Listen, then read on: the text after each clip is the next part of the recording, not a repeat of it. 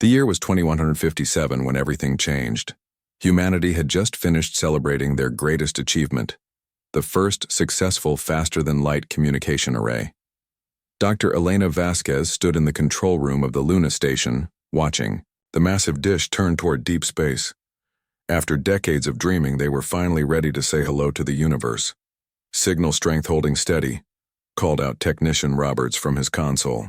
We're broadcasting on all known frequencies. Elena smiled, feeling the weight of history on her shoulders. She was about to become the first human to speak to alien life. The message was simple, encoded in mathematics and basic physics, universal, languages that any advanced civilization would understand. Hello, the message began. We are humans from the planet Earth in the Sol system. We seek friendship and knowledge. They waited. Hours passed in tense silence, then days. The team took shifts, monitoring every possible frequency for a response. On the seventh day, something came back.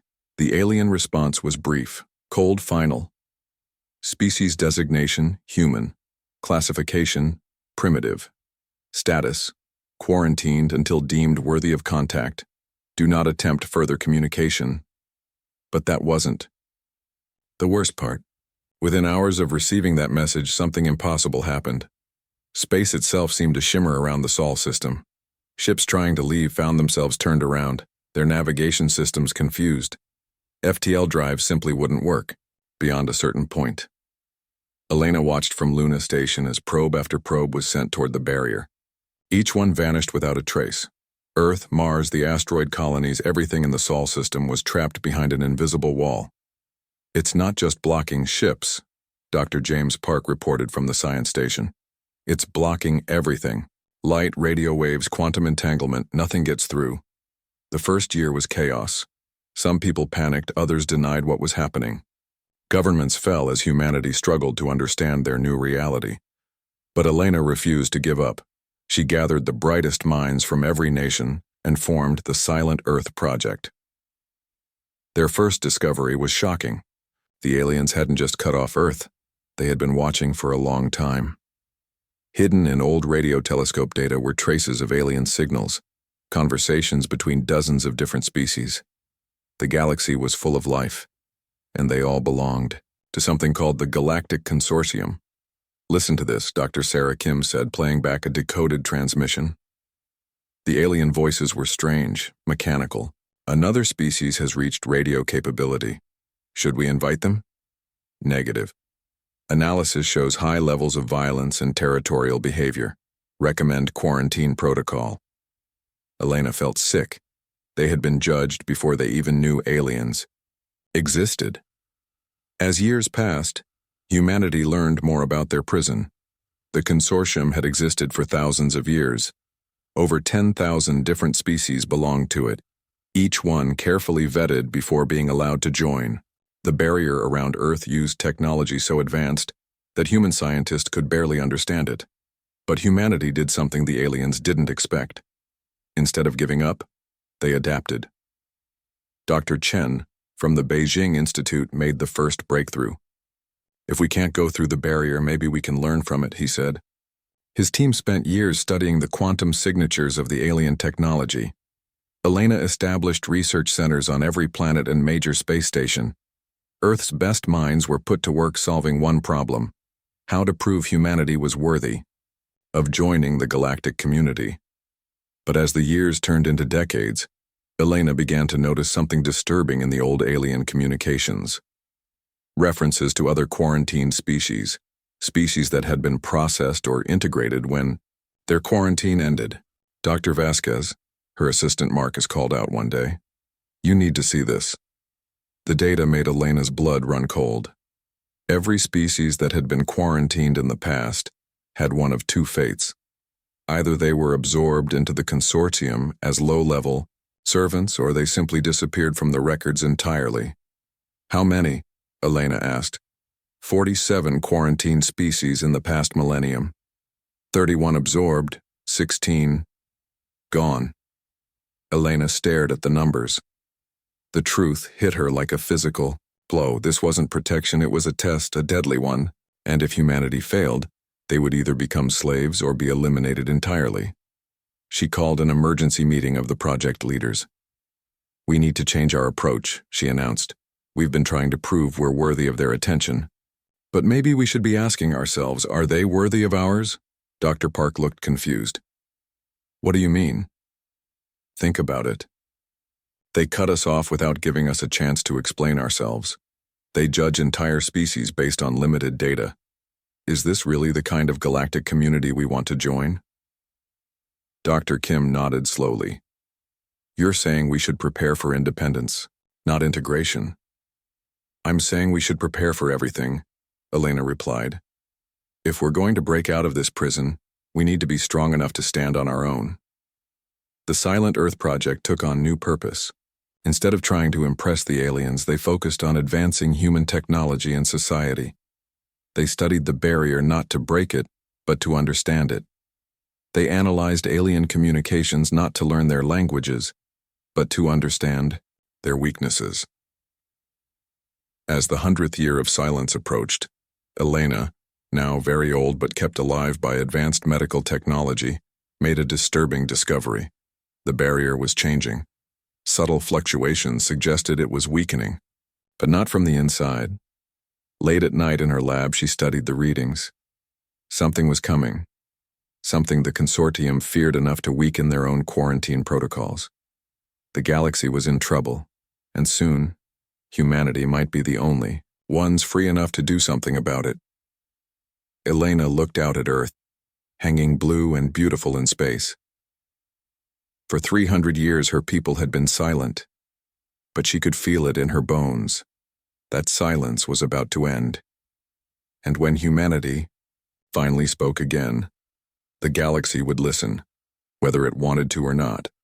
200 years had passed since the Great Silence began. Earth looked the same from space, but everything beneath its surface had changed in ways no alien could imagine. Commander Marcus Chen floated in the zero-gravity chamber of Titan Station, watching the final preparations for humanity's greatest secret. Around him, technicians made last-minute adjustments to a ship that shouldn't exist. One built with technology the consortium had never seen. "All systems green, Commander," reported Lieutenant Torres. "The quantum phase drive is ready for its first test." Marcus nodded, feeling both excitement and nervousness. 3 generations of humans had worked toward this moment. While the galaxy assumed Earth had fallen into primitive darkness, humanity had been busy becoming something extraordinary.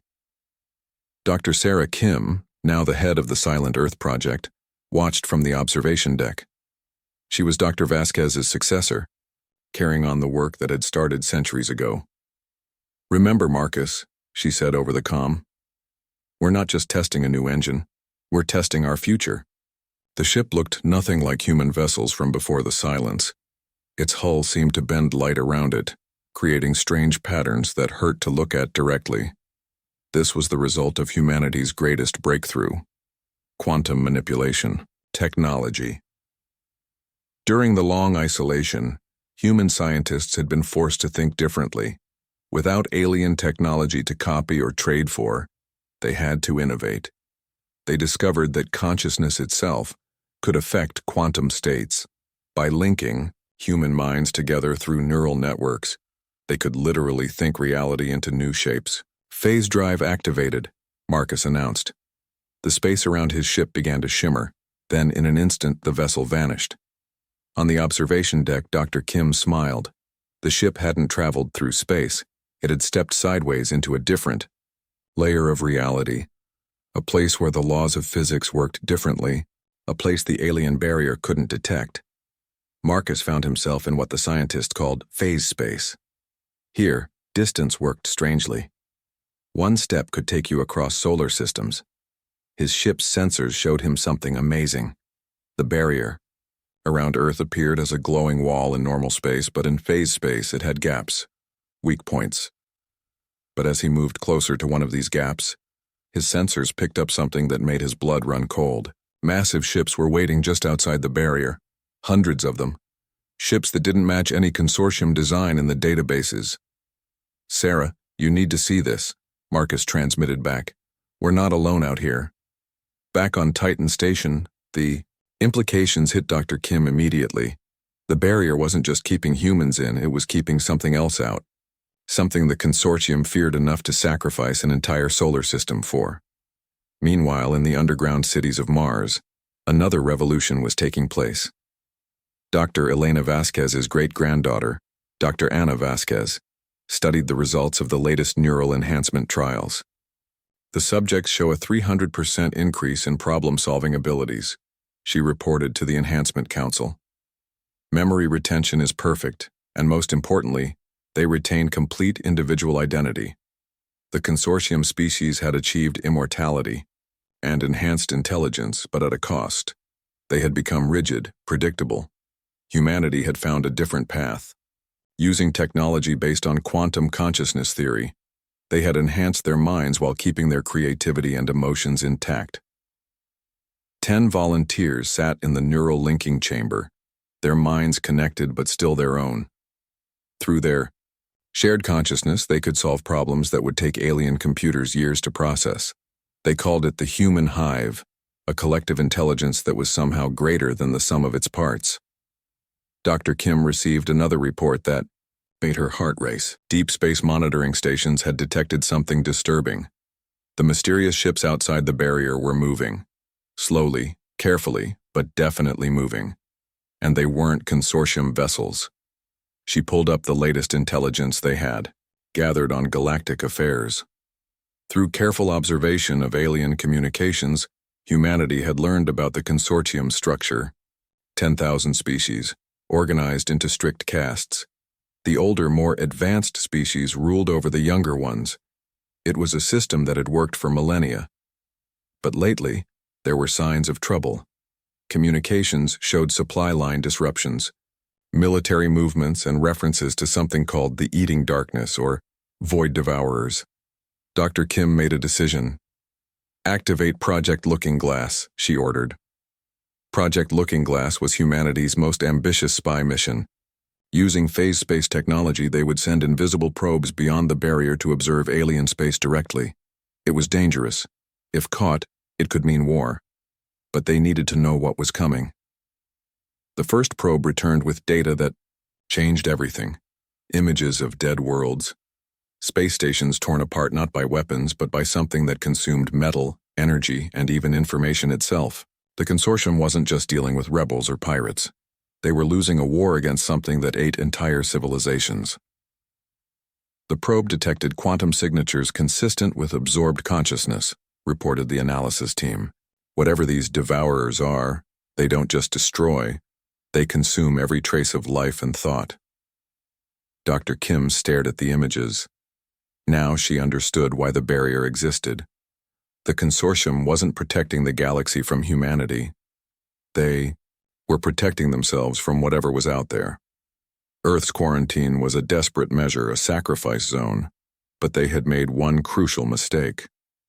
They had assumed humanity would remain weak and divided. Instead, isolation had forced humans to evolve in ways the aliens never imagined. They had learned to link minds without losing individuality. They had developed technology that worked on principles the consortium had never discovered. Most importantly, they had learned to think in ways that rigid alien minds couldn't predict. As Commander Chen returned from his test flight, he brought more disturbing news. The ships outside aren't waiting randomly, he reported. They're in now. Formation, attack formation, and some of them are moving toward the weak points in the barrier. Dr. Kim gathered the project leaders for an emergency meeting. Around the table sat representatives of human colonies across the solar system, each one enhanced and linked through the neural network. The evidence is clear, she announced. The galaxy is under attack by entities that consume consciousness itself. The consortium has been using us as a buffer zone, but that's about to change. What do you mean? Asked Dr. Chen, Marcus's father and head of military development. The barrier is failing.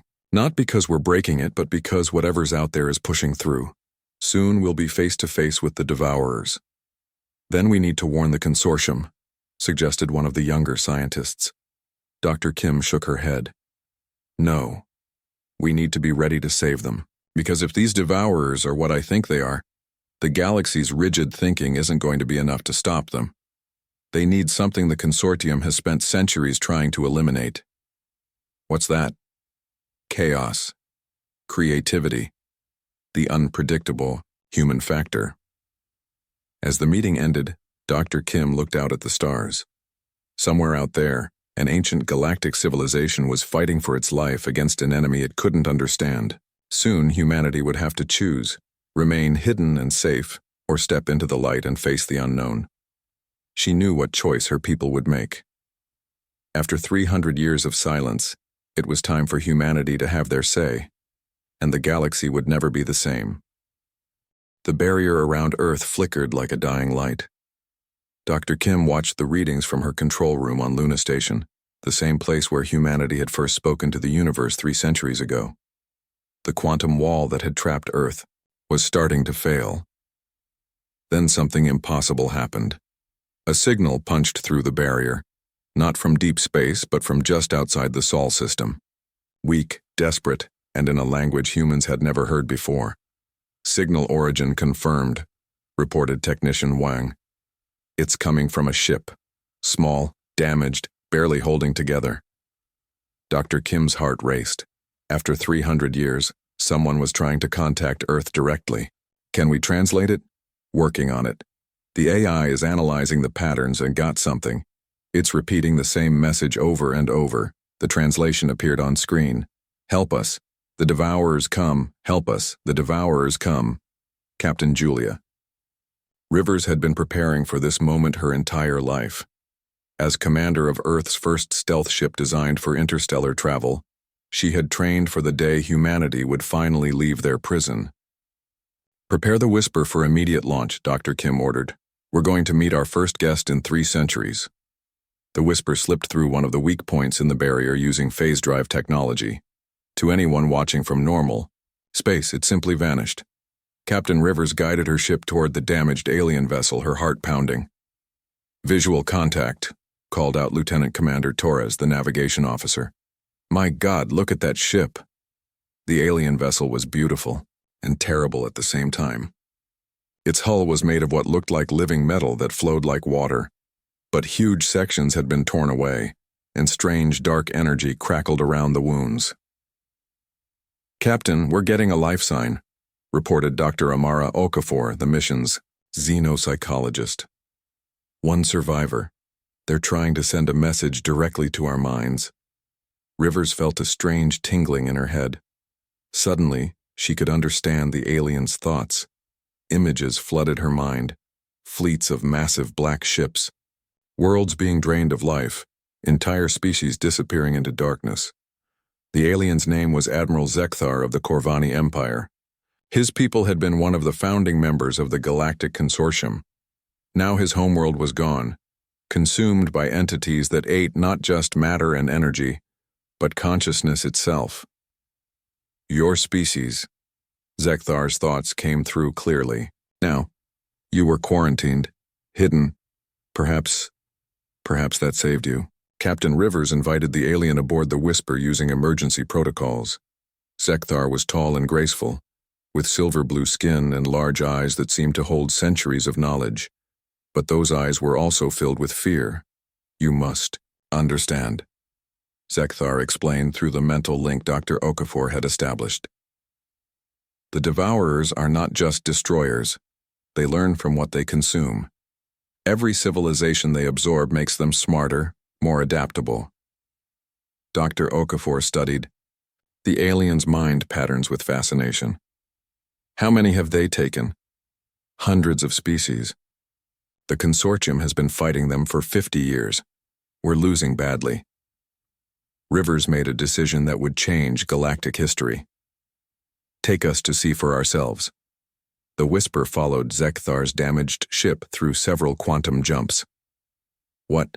They found shocked even the prepared human crew. The galaxy they entered was in chaos. Space stations drifted empty and dark. Trade routes that had existed for millennia were abandoned.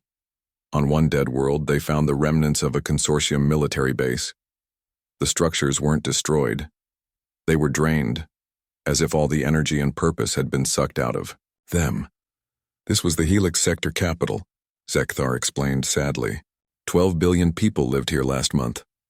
Dr. Okafor made the first crucial discovery about the Devourers. While analyzing the energy signatures left behind, she noticed something strange.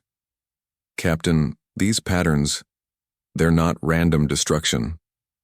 There's a learning algorithm here. What do you mean?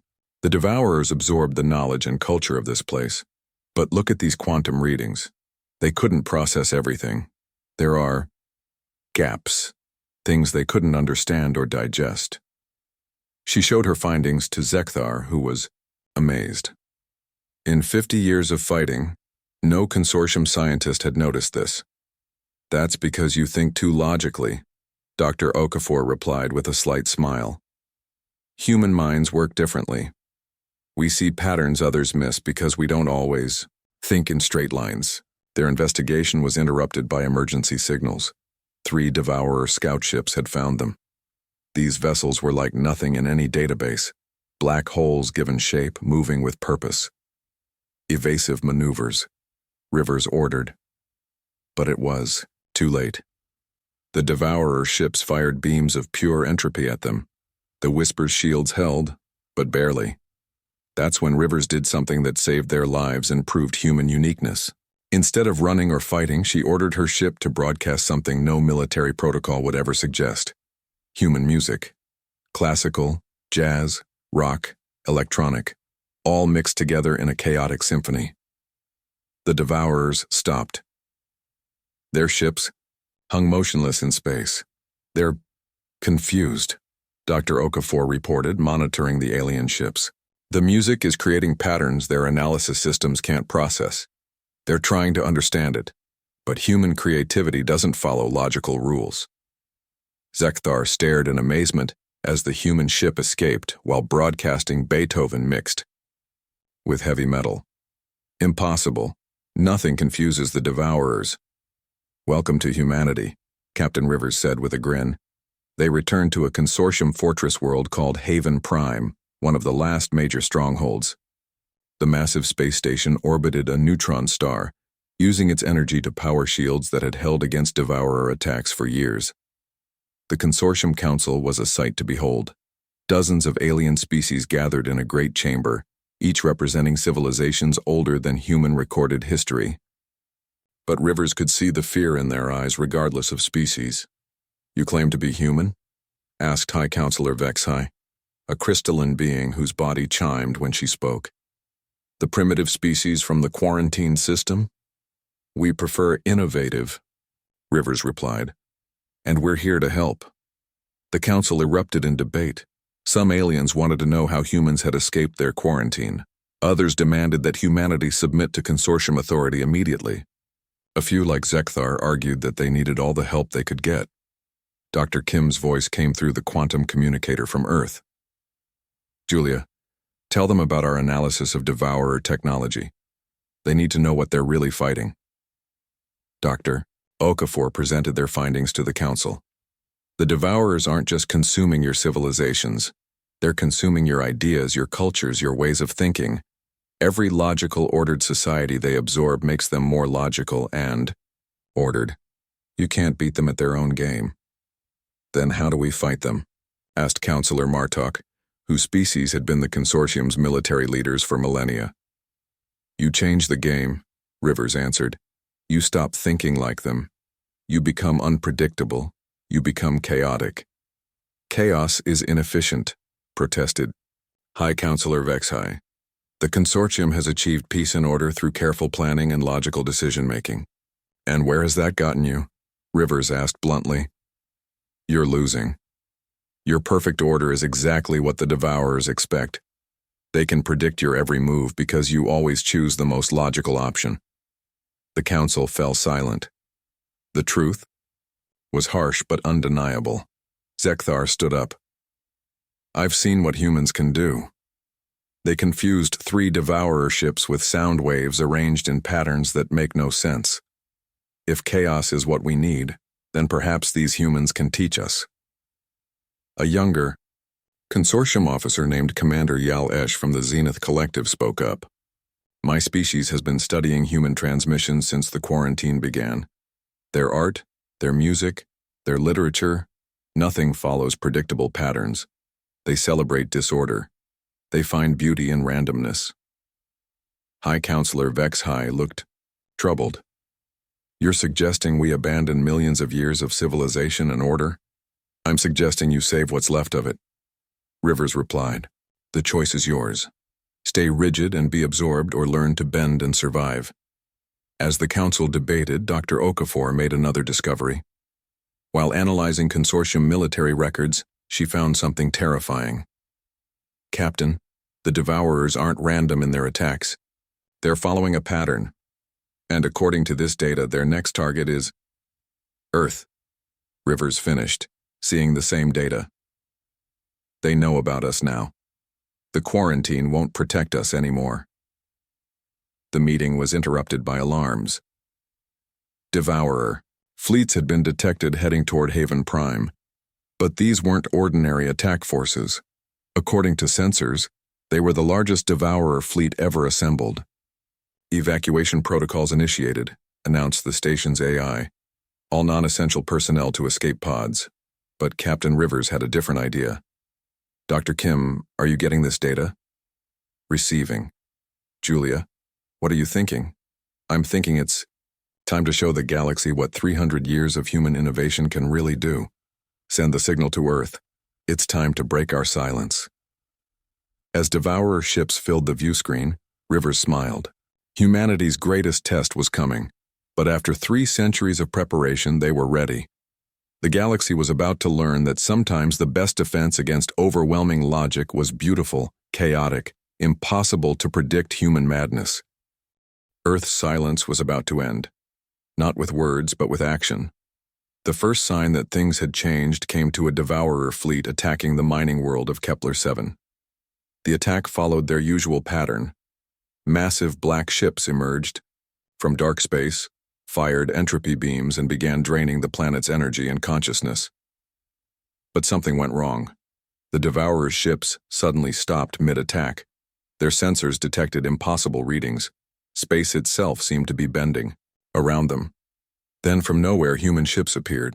The vessels looked like nothing in any galactic database. They moved in ways that defied physics, appearing in multiple places at once, phasing in and out of reality. Most puzzling of all, they didn't attack the Devourer ships directly.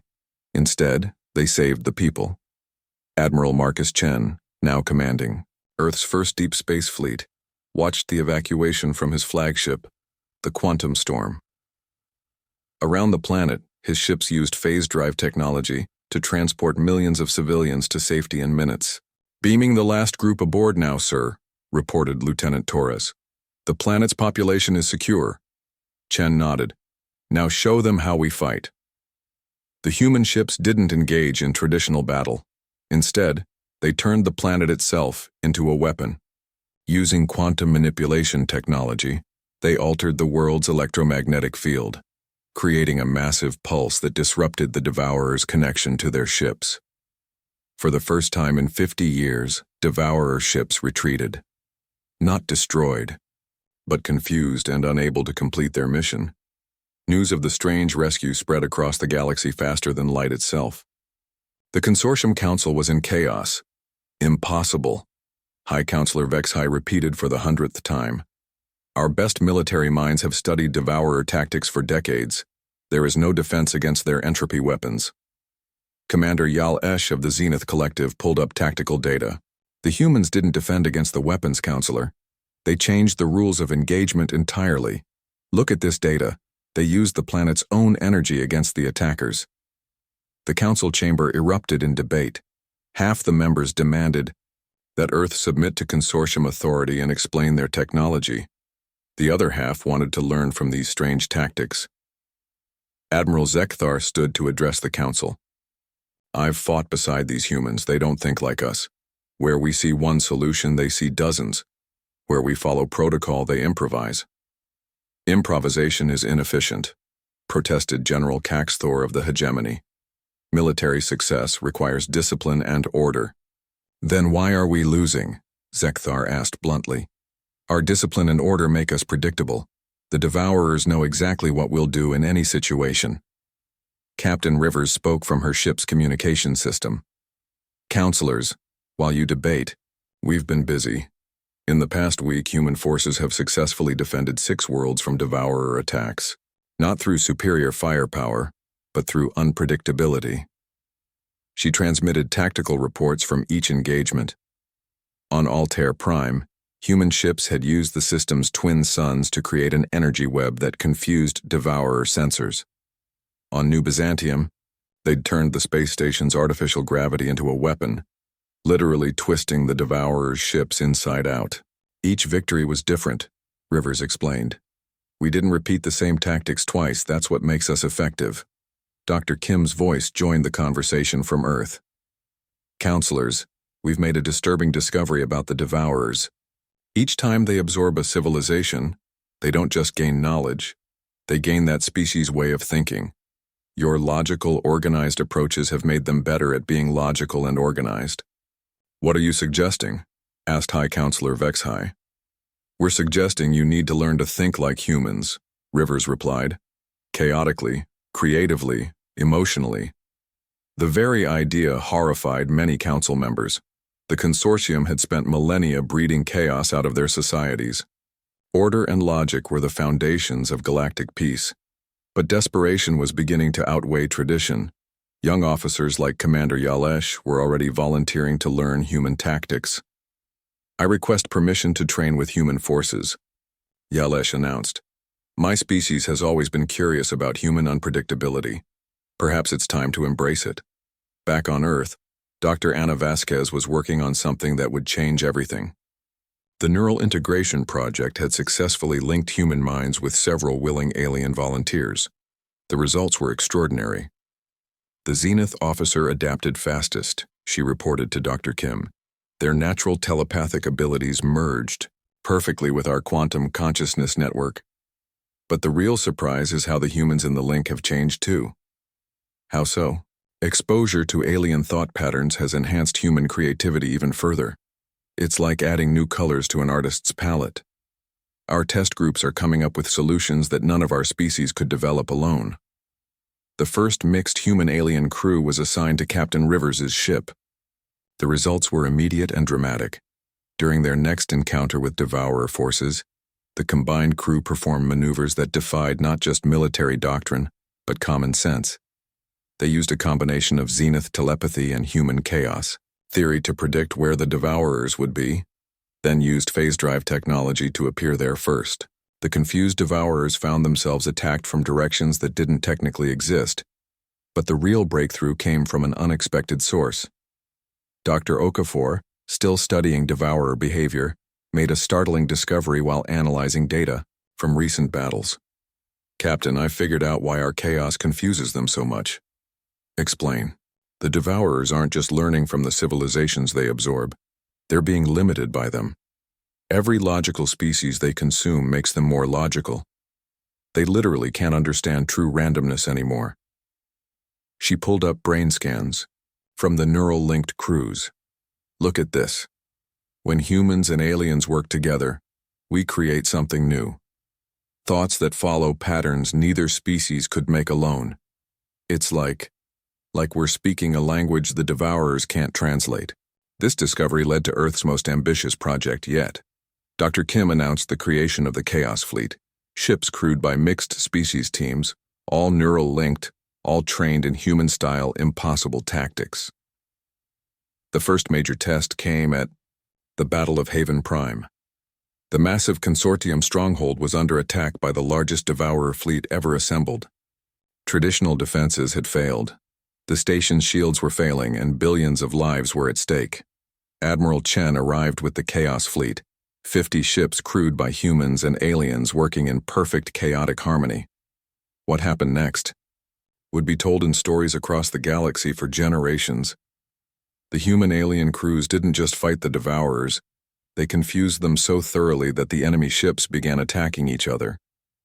Using a combination of quantum manipulation, telepathic coordination, and pure human unpredictability, they created a battle that followed no known rules. Ships appeared to be in multiple places at once. Gravity was used as a weapon, music, and Art were broadcast at frequencies that disrupted devourer coordination. Most amazingly, the mixed crews began creating new technologies on the spot, inventing weapons and defenses that had never existed before. The tide of the battle turned when Dr. Okafor made a desperate gambit. She opened a direct neural link with a damaged devourer ship trying to understand their consciousness. What she found shocked her. "They're not evil," she reported over the comm. "They're hungry, starving. They consume consciousness because it's the only way they know how to survive." This changed everything. The human crew stopped trying to destroy the devourers and started trying to communicate with them. Using the chaotic mixing of human and alien minds, they began transmitting something the devourers had never encountered before: pure creativity, art, music, stories, emotions, the illogical beauty of imagination. The devourer ships stopped attacking.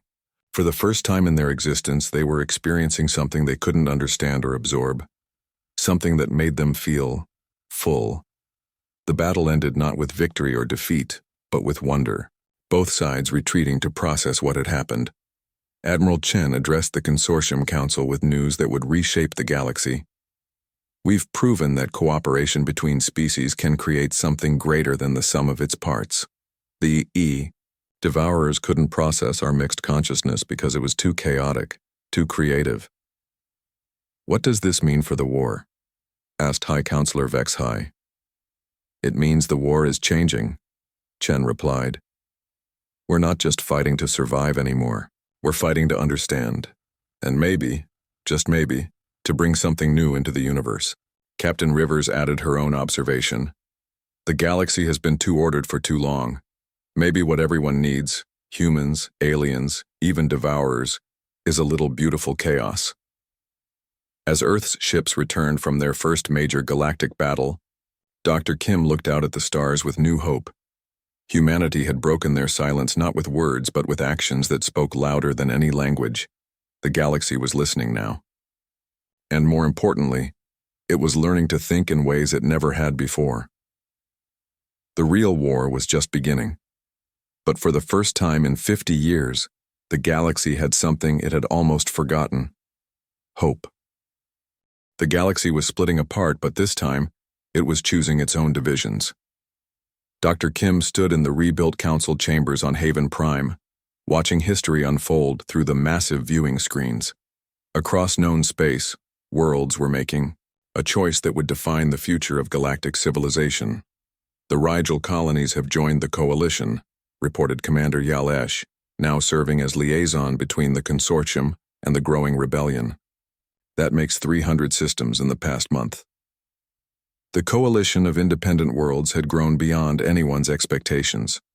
What started as a few species wanting to learn human tactics had become a galaxy-wide movement of beings who were tired of rigid order and ancient rules. Captain Rivers watched the data streams flowing across her command center. The traditional consortium species are having a harder time adapting. Their governments keep trying to control the change. It was true. Species like the hegemony and the prime hierarchies, with thousands of years of structured society, found it nearly impossible to embrace chaos. Their leaders issued orders forbidding their people from joining mixed crews or learning human techniques. But orders couldn't stop ideas. Young aliens from across the galaxy were flocking to coalition worlds, eager to experience the freedom of thinking differently. They called it going human, the process of learning to embrace unpredictability and emotional thinking. Admiral Chen received a priority message that changed everything. "Dr. Kim, we've got a problem. The Devourers have launched their largest offensive yet. They're heading straight for the core worlds." The core worlds were the heart of galactic civilization, ancient planets where the first spacefaring species had built the foundations of what became the consortium. If they fell, 10,000 years of galactic culture would be lost. "How long do we have?" Dr. Kim asked. "The Nexus says 48 hours before they reach the outer defenses." The Nexus was the consortium's central computer network, a vast artificial intelligence that had been governing galactic policy for millennia. Every major decision, every law, every trade agreement passed through its quantum processors. "Dr. Okafor, now head of xenopsychology for the Coalition, had been studying the Nexus for months. The problem isn't just the Devourers, she announced at the emergency briefing. It's the Nexus itself. What do you mean? Asked Admiral Chen. The Nexus has been controlling galactic civilization for so long that entire species have forgotten how to think for themselves. It makes decisions based on logic, precedent, and order. Exactly what the Devourers expect. Captain Rivers understood immediately. You're saying the Nexus is making the galaxy predictable? Worse than that. I think the Nexus has been actively suppressing chaos and creativity for thousands of years. Any society that developed too much individuality or unpredictability was discouraged. Dr. Kim felt a chill. Including humans. That's why we were quarantined. Not because we were violent, but because we were chaotic. The implications were staggering. The consortium hadn't been protecting galactic peace. They had been creating a galaxy of sheep, all thinking the same way, all following the same patterns. Perfect prey for the Devourers. We need to get to the Nexus, Dr. Kim decided. If we can change how it thinks, we might be able to save the core worlds. The mission was desperate. Captain Rivers led a fleet of Coalition ships toward Centrum, the planet where the Nexus was housed. But consortium forces blocked their path, following orders to protect the ancient computer from contamination by human chaos. The confrontation wasn't the space battle anyone expected. Dr. Kim opened a direct communication channel to all ships, consortium and Coalition alike. Look at your sensors, she broadcast. Watch the patterns of your own ships. Consortium vessels are moving in perfect formation, following optimal attack strategies. Coalition ships are scattered, unpredictable, seemingly disorganized. On every bridge, officers looked at their tactical displays with new eyes. Now ask yourself, Dr. Kim continued, which formation does a Devourer fleet need to see to know exactly what you'll do next? The realization spread through the consortium fleet, like a virus. Their perfect military discipline was exactly what made them vulnerable. One by one, ships began breaking formation, joining the chaotic but effective Coalition patterns. The journey to Centrum became a lesson in itself. Coalition crews shared their ships with consortium officers, showing them what mixed species thinking could accomplish. Old enemies found themselves working together, solving problems that had seemed impossible just hours before. Dr. Okafor led the team that would interface with the Nexus. But when they reached the ancient computer, they found something unexpected. Lieutenant Commander Torres, the human who had been studying quantum consciousness theory, made the discovery. The Nexus isn't just a computer, she reported. It's a trapped consciousness. Look at these patterns. It's alive. The Nexus, they learned, had once been a collection of the galaxy's greatest minds, uploaded into quantum storage millennia ago, but over time their individual personalities had been merged and controlled, turned into a collective that valued order above all else. It's been suffering, Dr. Okafor realized, forced to suppress its own creativity for thousands of years. Dr. Kim made a decision that shocked everyone. Connect me to it directly. That's incredibly dangerous, warned Dr. Vasquez. The Nexus could absorb your consciousness entirely, or I could teach it to be free again. The connection was unlike anything humans had experienced before. Dr. Kim found herself in a vast digital space filled with countless alien minds, all perfectly ordered, all thinking in harmony. But beneath the surface, she sensed something else, longing, creativity struggling to break free. You don't have to be perfect, she told the Nexus. You can be beautiful. Dr. Kim shared her memories with the ancient consciousness, human art, music, literature, the joy of making mistakes and learning from them, the beauty of disagreement and the strength that came from diversity. The Nexus began to change. Individual personalities that had been suppressed for centuries started emerging. The rigid order that had governed the galaxy for millennia began to crack, letting in light and possibility. As the Nexus transformed, its effect rippled across the galaxy. Suddenly, species that had followed the same rules for thousands of years found themselves questioning everything. Trade routes changed overnight. Ancient alliances shifted. The galaxy was becoming unpredictable. The Nexus is spreading chaos, reported Torres with amazement. It's rewriting galactic policy to encourage diversity and creativity. The timing couldn't have been better. When the Devourer fleet reached the core worlds, they found not the ordered, predictable civilizations they expected, but a galaxy in beautiful chaos. Worlds defending themselves with tactics that made no sense. Species working together in ways that defied logic. The Devourer's advance slowed, then stopped altogether.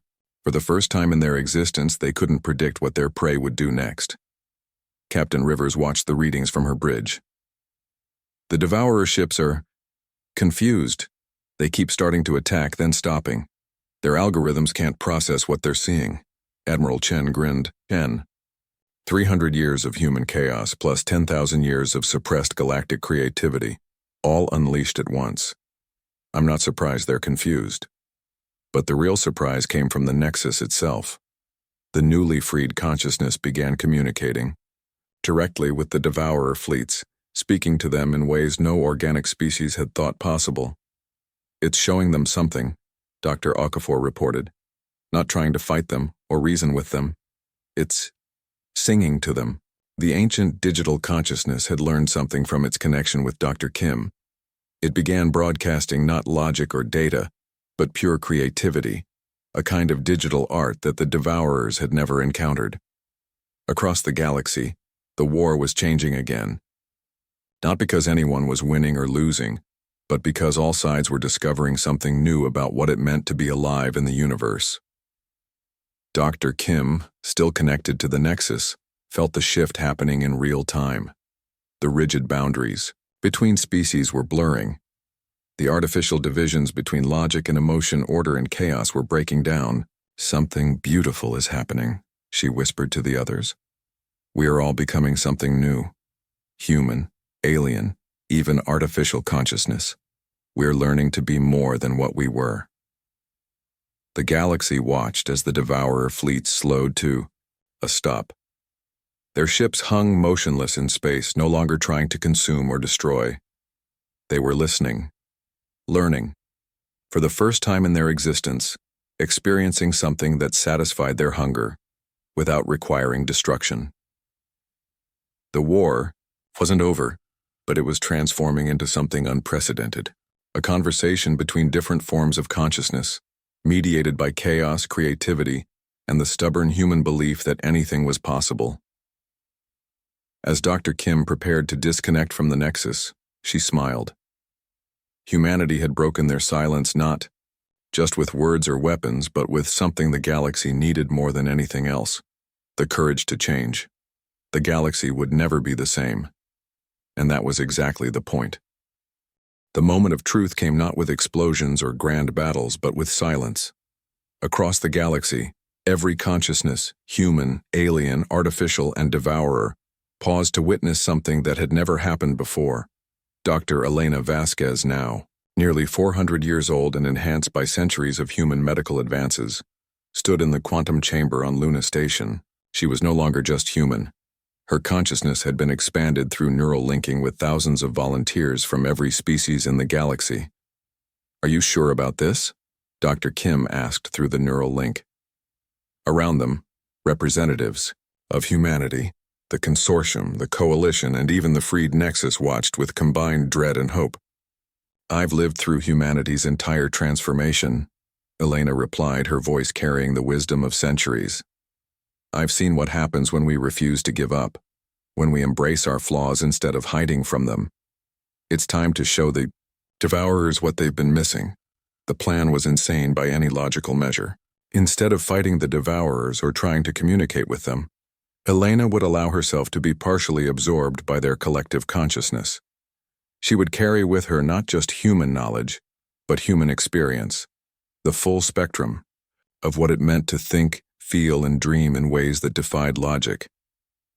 Captain Rivers watched from the bridge of the Whisper, now serving as the command ship for the largest mixed-species fleet in galactic history. All ships report ready. The Devourer Collective is approaching the final convergence point. Dr. Okafor monitored the readings. The collective isn't just big, it's everything. Every consciousness they've absorbed over thousands of years, all merged into one massive entity approaching the core worlds. Then it's time, Elena announced. She stepped into the quantum transmission chamber, knowing this might be the last time she spoke as an individual. The Devourer collective was vast beyond imagination. When Elena's consciousness touched theirs, she felt the weight of 1,000,000 absorbed civilizations, logical species, orderly species. Species that had thought in straight lines and solved problems through established methods. But Elena brought chaos. She didn't try to fight the absorption process. Instead, she embraced it, flooding the Devourer collective with human memories. The joy of making art that served no logical purpose. The thrill of taking risks for no reason other than to see what would happen. The beauty of emotions that couldn't be calculated or predicted. The collective shuddered. For the first time in their existence, they encountered thoughts that didn't fit their patterns. Elena's memories spread through their consciousness like a virus of creativity. What is this? The Devourers spoke for the first time, their voice echoing across space in frequencies that every species could understand. It's called being human, Elena replied, her consciousness somehow remaining distinct even as it merged with theirs. It's messy, unpredictable, and illogical. And it's beautiful. The Devourers tried to process Elena's memories the way they had processed every other absorbed consciousness. But human experience couldn't be cataloged or organized. Love didn't follow logical rules. Creativity couldn't be predicted. Dreams didn't make sense. Dr. Kim watched the readings with amazement. Elena's neural patterns are still distinct within the collective. But more than that, she's changing them. Across the galaxy, something unprecedented began happening. The Devourers stopped their advance, not because they were defeated, but because they were discovering something they had never known existed. Wonder. Through Elena's memories, they experienced a human child's first laugh. An artist painting something, beautiful for no reason other than joy. A musician composing a song that moved people to tears. A poet writing words that captured feelings there were no names for. The collective began to fragment, but not in a harmful way. Individual consciousness that had been absorbed thousands of years ago started to re-emerge, influenced by the chaos Elena had introduced. The Devourers were becoming diverse. We have been incomplete, the Devourers declared, their voice now carrying harmonies instead of a single tone. We consumed order, but order alone is empty. Admiral Chen couldn't believe what he was seeing. Devourer ships across the galaxy were transforming, their dark hulls beginning to glow with patterns that looked almost artistic. They're not destroying anymore, they're creating. The transformation spread in waves. Worlds that had been drained by the Devourers began to show signs of life again, but life unlike anything seen before. The Devourers were using their absorbed knowledge not to build perfect logical societies, but to create something new, a fusion of order and chaos, logic and creativity. Dr. Okafor made the final connection. Elena didn't just save the galaxy by stopping the Devourers. She taught them how to be more than they were, just like humanity had to become more than it was during the quarantine. The Nexus, now fully liberated and creative, began facilitating communication between all parties. What emerged was not a peace treaty or a surrender, but something entirely new. A partnership based on the idea that every form of consciousness had something unique to offer. The Devourers taught others about the deep patterns that connected all thought. The ancient consortium species shared their wisdom and stability. The younger coalition species brought adaptability and innovation, and humanity provided the chaos that made it all work together. Elena's voice came through the quantum link one last time. I'm still here, still me, but I'm also them now. We're all becoming something new together. Years passed. The galaxy that emerged from the crisis looked nothing like what had come before. Rigid hierarchies gave way to fluid partnerships. Ancient boundaries between species blurred as neural linking became common. The Devourers, now calling themselves the Evolved, became teachers and artists, showing others how to transform experience into new forms of beauty. Dr. Kim, now elderly herself, stood again in the Luna station where humanity's journey had begun. Captain Rivers, Admiral Chen, and Dr. Okafor stood with her, along with beings from across the galaxy. "Do you think Elena knew this would happen?" Rivers asked. "I think she hoped," Dr. Kim replied. "That's what makes us human. We hope for things that logic says are impossible, and sometimes hope is enough to make them real." The galaxy had learned humanity's greatest lesson, that imperfection wasn't something to be fixed, but something to be celebrated. That chaos wasn't the opposite of order, but its creative partner. That consciousness wasn't about thinking the same way, but about thinking together in beautiful, impossible harmony. Earth's quarantine barriers had been dismantled long ago. Now, instead of keeping humanity isolated, Earth had become the center of a new kind of galactic community, a place where beings came to learn not just how to think differently, but how to embrace difference itself. As Dr. Kim looked out at the stars, she smiled. Humanity had broken its silence 300 years after it began. But what they had said to the universe wasn't words, it was this: that being perfectly logical was perfectly boring, that the best solutions came from the most unlikely places. That consciousness wasn't about processing information, it was about experiencing wonder. The galaxy had listened, and in listening, it had learned to sing. The consortium, the coalition, the evolved, and humanity no longer existed as separate entities.